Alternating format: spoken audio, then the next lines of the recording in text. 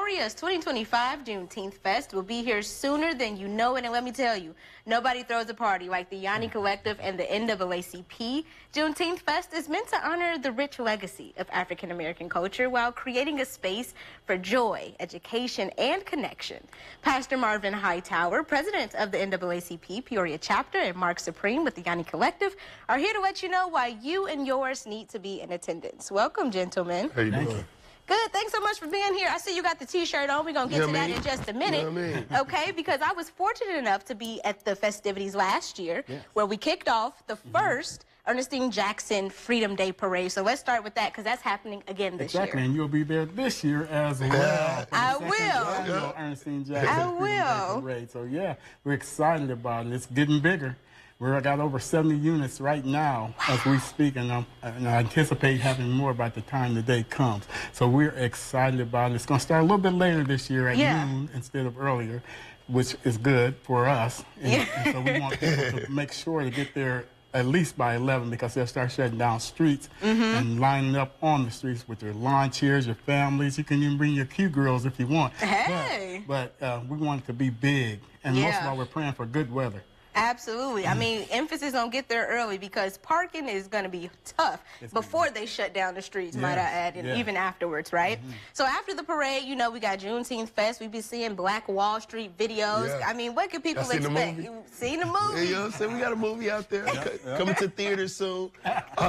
What you can expect is the foundation of what we've done to commemorate this this special day in history, but also everything is scaled. We have more food vendors this year, which is exciting, I know, for the people and the food vendors, because food vendors, everybody sells out every single year. That is great. So we've added about 3 to 4 more extra food vendors for that.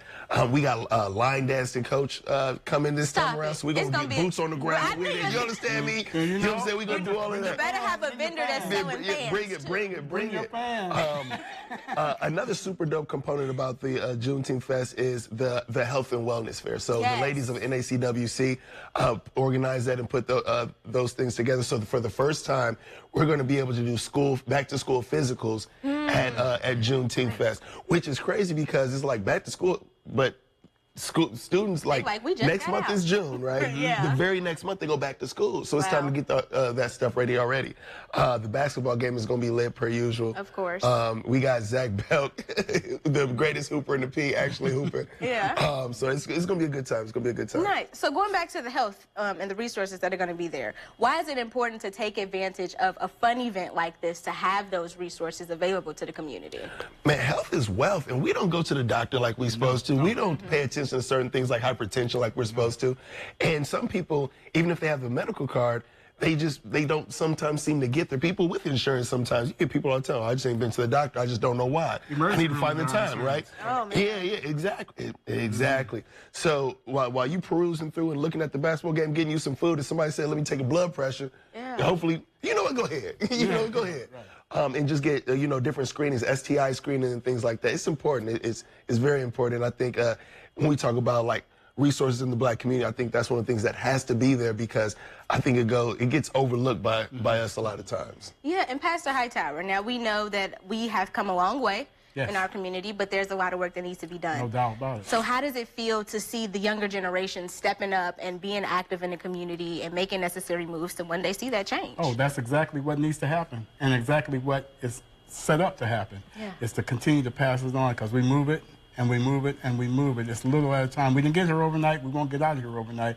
But as long as we continue to move forward and have people to move it forward, then that's what we're about. Standing on each other's shoulders to lift each other up. Absolutely. Amen. Don't start preaching. We're running out of time. Okay, there's some information on the screen, but real quick, if you want to give them a run over where all of this is happening.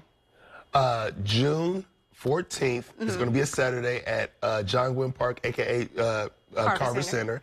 And this starts at 11. And Ernestine Jackson Parade starts at noon. Tell them the street again. It's going to start on MacArthur, and then it'll go past John Gwynn through the park, and then around on Richard Pryor, and then down to Jefferson. That's where it will end. So we're looking forward. The great Gary Moore is going to lead again. He's going to open it up with the libation ceremony and everything. And he did a phenomenal job last year, and I look for him to do a phenomenal job this year to lead us in the parade. Mayor Ali will be there, Representative Jahan Gordon Booth and her husband, Dr. Derek Booth. They're going to be the Grand Marshals this year. So we're excited, and of course, Rashawn will be there. Pastor. Don't start preaching. I know. Thank you both for joining us. We have run out of time. This conversation can continue, but we'll be back after the break.